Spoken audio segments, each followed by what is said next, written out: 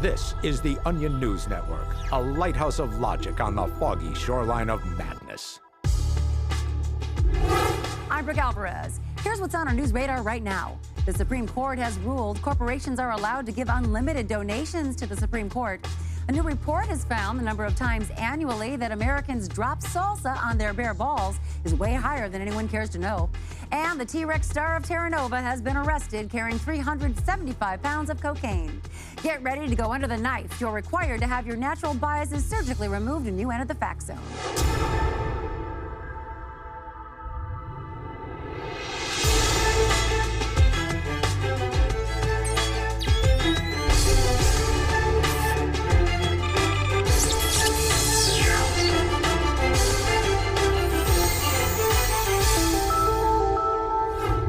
I just love that opening sequence. I actually composed that theme song myself after it came to me in a dream. Only dream I ever had. Well, as always, I'll be tweeting throughout the show tonight from both my personal account at Brooke Alvarez and my novelty account at Lots of Yaps, where I pretend to be one of my 5 corgis. It's very funny, especially if you like dog humor. Now, before we get too far in tonight's show, I'd just like to mention briefly that some of you may have seen an article in this morning's USA Today titled, "Is This the New Face of Cable News?" It's about a reporter that we've recently hired here at the Onion News Network named O'Brady Shaw.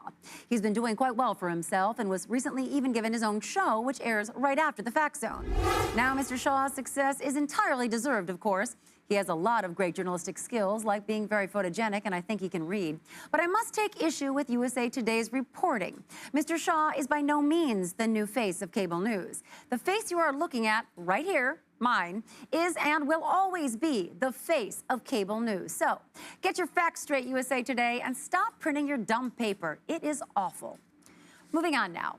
A new candidate entered the race for the Republican presidential nomination last night, and political analysts are saying he might have a better shot than any of the current contenders. His name is John Clarkson, a former congressman who fell into a coma due to a car accident shortly after he was elected 8 years ago. John hasn't spent years in Washington playing the same old political games. He's been right here, in this bed, kept alive by machines. John has the strength to lead this country through the challenges ahead. His spinal column is shattered, but he still has more backbone than anyone in the White House. His supporters say that while Clarkson is not a traditional candidate who can speak and move, they're drawn to his stance on the issues.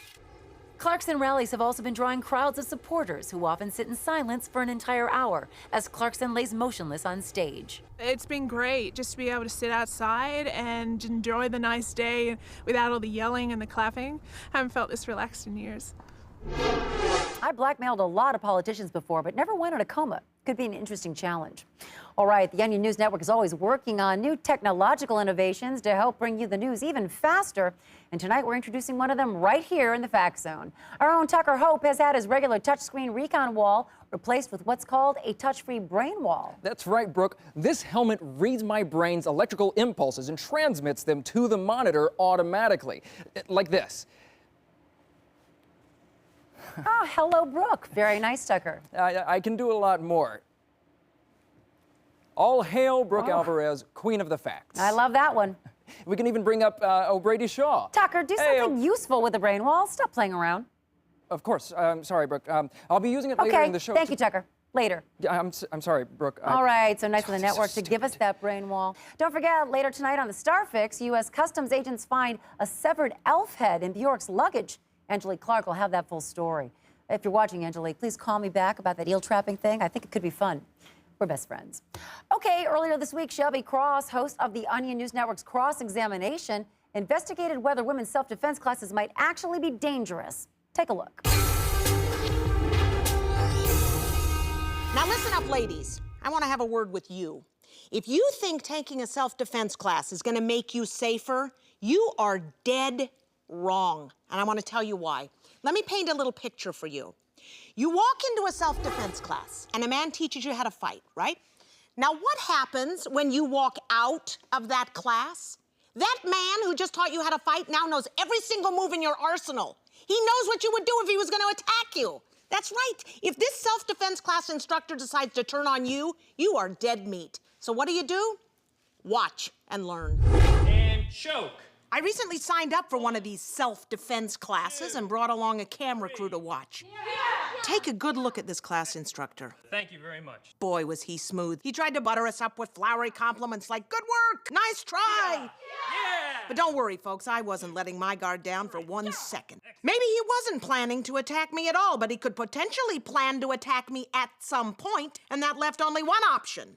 Take him out first. This door open. This is him. This is the guy. My quarry approached, and when the moment was right, I struck. I knew he'd be able to counter my every move if I just did what he had taught me, so instead, I did exactly the opposite. He taught us how to do an eye jab. Instead, I beat him with a baseball bat. He taught us how to do a foot stomp and a hair grab. Instead, I just hit him with the bat even more. And when I was through with this guy, I made sure he knew who I was and that he should never try any funny business with me. I am Shelby Cross! Do not ever attack me! Now, folks, I acknowledge that this man may have never been a threat, but a potential threat is just as dangerous as a real one. I don't play games with my life, and neither should you, and that's it. Thanks for that, Shelby. Very good advice. You know, sometimes men who appear to be harmless, handsome do-gooders are in fact snakes who are trying to usurp you and should be dispatched brutally. All right, well, everyone is talking about tonight's GOP debate, and for some quick analysis, let's turn now to our first responders. We have tonight Duncan Birch, Laura Lee Hickok, and of course, David Barradale, whose opinions are sponsored by Acura. First responders, you saw the debate tonight in the green room. Who do you think came out on top? David. Well, since I definitely watched the debate, I thought everyone did a really good job. Laura Lee. Well, I thought that all of the candidates acted in a very professional manner, and if anything crazy happened, you would have mentioned it in your introduction. Okay. Or right now. But was it too by the books? I mean, do you think that the voters actually learned anything about the candidates tonight? Duncan. You know what, Brooke? It's so obvious. I'm not even going to answer that question. I mean, no. I mean, yes, but no. I disagree. Why do you disagree? I don't know. I just do. Okay, wait a minute. You guys actually did watch the debate tonight, right? Oh, yeah, yes. Over and over yes, again, totally. like, a lot of you know, I times. had been watching Bridezillas, but then I was like, oh, it's debate time. I should watch that instead since it's my job.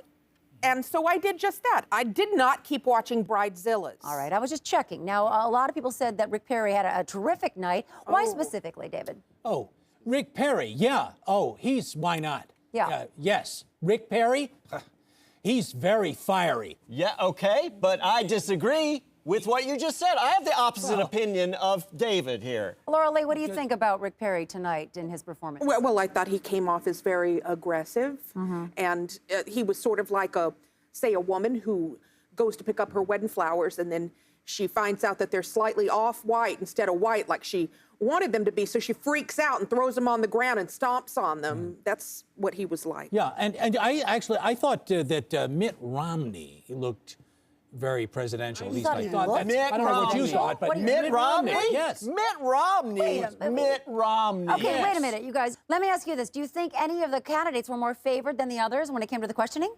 I'm sorry. There's a lot of dust in here. All right, if you didn't watch the debate, just say so.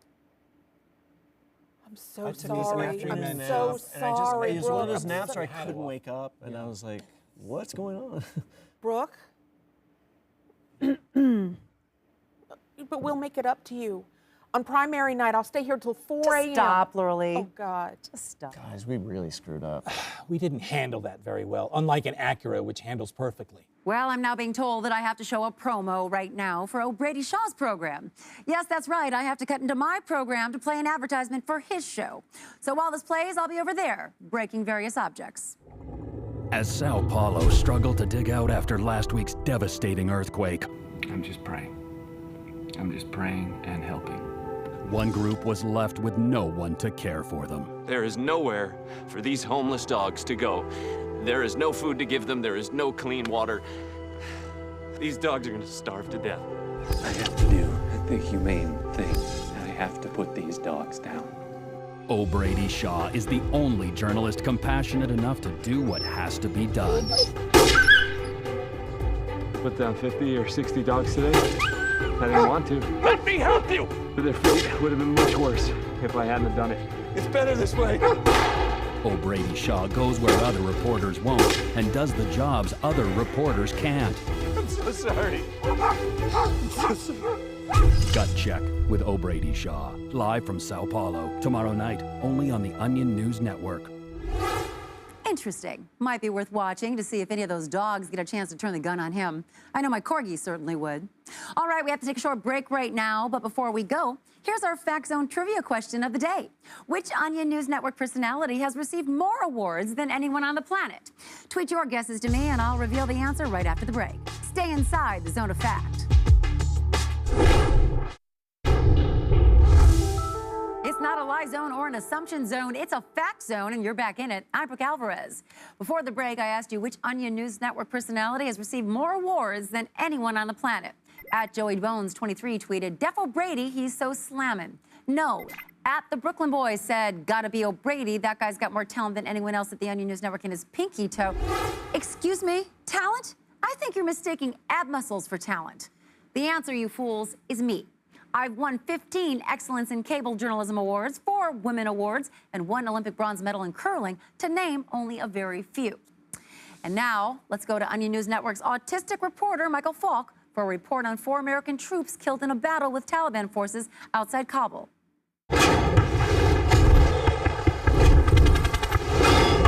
Okay, Brooke. Yesterday, 2 groups of men shot at each other near Bagram Base, where I am. Today, the soldiers are happy about some of the men dying and sad about other men dying. Sergeant First Class Aaron Tomlin is only sad about 4 of the dead people. It's a long, tough day here. We lost 4 good men. No. 27 men died. 4 American soldiers and 23 Taliban soldiers. Well, I wasn't talking about the Taliban. But they are dead. Yeah, well... You are not sad about them. You have to understand, we're like brothers here. We're like brothers here. Am I like brothers here? No, I mean the men I fight. My brother's name is Robert Falk. He lives in Lansing, Michigan. He is very good at Jenga. Okay. This makes no sense. You said that 4 soldiers die and it makes you sad. But you said when Taliban soldiers die, it does not make you sad. I asked Base Commander David Hawkins to make it make sense. The last thing we resort to is hurting anyone. But you have to understand, it's our job to keep the American people safe from our enemies. And sometimes that includes... So if you kill your enemies at your job, it is not sad? Well... What if I killed my enemy Ryan at my job? It would not be sad? No, you shouldn't do that. But he is rude to me. He steals my yogurts. He makes fun of the way I talk. Look, only soldiers can kill without getting in trouble. Okay. Are you going to kill Ryan? No. It does not make sense. Were the Taliban happy when the Taliban died? I went to meet Taliban spokesman Haji Muhammad. They put a bag on my head to take me to the safe house, which made me stop thinking. آمریکایانو اسکربندی خوشحالیه چمبریسی. خود بخوشحاله ما. داغ آمریکایان به مش گردم لکو. آچی طالبان بریسی پخوبادیه. ولی خوابادیم. آقا خوشحالیه ده. آقا گرده شیدان یا سیده جنت روانجه. آمریکایانو اسکر خوشحالیه چمبریسی. آب طالبانو خوشحالیه چمبریسی. دا کارونه گرده ده خدا تعالی پلاس کیجه برورا. تکیه ده عمر خوشحالیه. This means that if we all join the Taliban, then no one will be sad when anyone dies. Here's how you join the Taliban. I do not like it here. I am Michael Falk. We'll let you know in a couple of days whether Michael made it back all right. Okay, Tucker, why don't you give us the daily briefing now with that Brainwall thing? Thanks, Brooke. I think you're going to like what you see this time. Rapper Kanye West has apparently gotten into a high-profile feud with the Middle Eastern nation of Syria. The feud started earlier this week when Kanye West tweeted that the Arab nation was, quote, biting my shit with all that Syrian chanting. Ever heard of all of the lights? Get off my dick, Syria. In response, the Syrian oligarchy tweeted back, Syrian chanting dates from the 2nd century AD, dude, chill. In response, the multi-platinum selling rapper has released a diss track trashing the Arab nation, saying oil production slippin', population flippin', trick-ass country headed straight for political cataclysm. Syrian officials then sent security forces to West's LA mansion, which they now currently occupy. And now let's go over to Clayton, New Mexico, where after 7 deaths, the manufacturer of a brand of defective hot plates has announced that it will not be bothering to recall the product due to the, quote, generally negligible worth of anyone who actually owns a hot plate.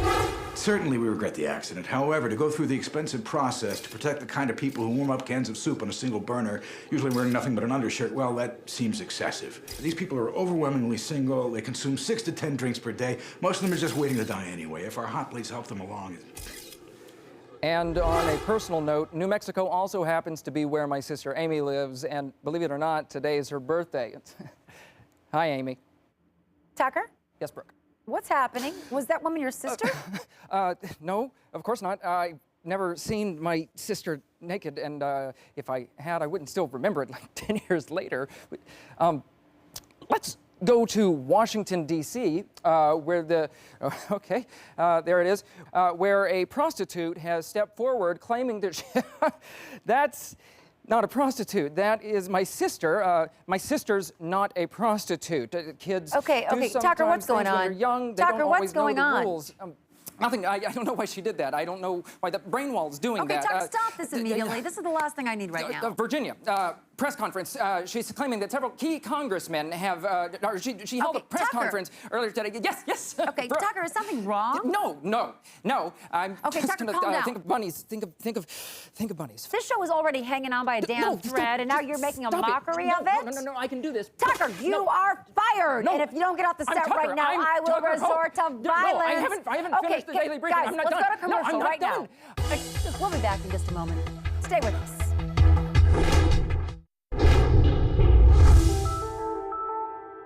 Welcome back to the Fact Zone, loyal viewers. I apologize for that brief outburst earlier, but I am feeling much better now. Nothing calms the nerves like flexing your power over an underling. So let's go back to our daily briefing now with Tucker Hope over at the Recon Wall. Tucker? Thanks, Brooke. In an effort to expand on Michelle Obama's Let's Move campaign to improve the health of the nation's children, Vice President Joe Biden has launched his own fitness program aimed at American women. Instead of reducing childhood obesity, Biden's program focuses on American women between the ages of 18 and 45. Stating that America's lack of hot bods and beach babes has reached near crisis levels, and imploring Americans to get more toned, tanned, taut, and tasty. When the vice president goes to the beach, he doesn't like what he sees, but he's confident that with better eating habits and exercise, we can make America sexier than it's ever been before. Just 45 minutes of aerobic activity a day is enough to transform a 5 into a 7. And 8 with makeup. And while Michelle Obama enlisted Beyonce to help with her campaign, the vice president has signed up longtime friend and collaborator Elle DeBarge to record a song and music video to encourage American females to shed pounds by dancing to the throbbing beat. Back to you, Brooke. That was wonderful. You know, I'm just so glad to see some professionalism displayed in the position of Tucker Hope. Well, of course, Brooke. Tucker, what's your opinion on O'Brady Shaw? Seems like a cool guy. He's not. Okay, he's not. Excellent. I like your attitude. Well, right now I'm going to take a moment to update my novelty Twitter account with a little joke about chasing cars. I had that dream again where I caught a car. Pretty cute, huh? Because it's from a dog. All right, we have a news blast coming in now, and a shocking turn of events just moments ago. Republican presidential contender John Clarkson has dropped out of the race less than 24 hours after announcing his candidacy due to a sex scandal. Clarkson was apparently caught receiving oral sex from this nurse. Tucker Hope is over at the Recon Wall and is tracking voters' reactions online. So what are you seeing, Tucker? Well, Brooke, it's a lot of surprise, disappointment, and anger. People are tweeting things like, "This is so sad. Only his wife should have been having any sexual relationships with him." You'll see one coming up here from a gentleman in Scottsdale. Windpants Zero says, "This just goes to show that all people in comas are perverts." And our own Fact Zone Insta polling is showing that people who had been supporting Clarkson are now throwing their support in a split fashion between Mitt Romney and this large rock, which just joined the race yesterday. So clearly a crushing defeat for a man who many thought had a chance to one day be wheeled into the White House and propped up in a sitting position in the Oval Office. And of course, no comment yet from Clarkson, who is still in a coma. Brooke? Very sad. Thanks, Tucker. No problem. I got to say, I think I just knocked that out of the park. Not bad for my first 15 minutes on the job. Well, no bragging, Tucker. You should have learned that in Tucker training. Oh, yeah, might be. Still getting the hang of this. No. No saying my B either. Gotcha. Okay. We have to take a quick break, but when we come back, we'll show you our Onion News Network snapshot of the day. I've seen it, and it's a good one. There's a bunch of fact gunk clogging up your news gutter, so clear it out. The Fact Zone will be right back.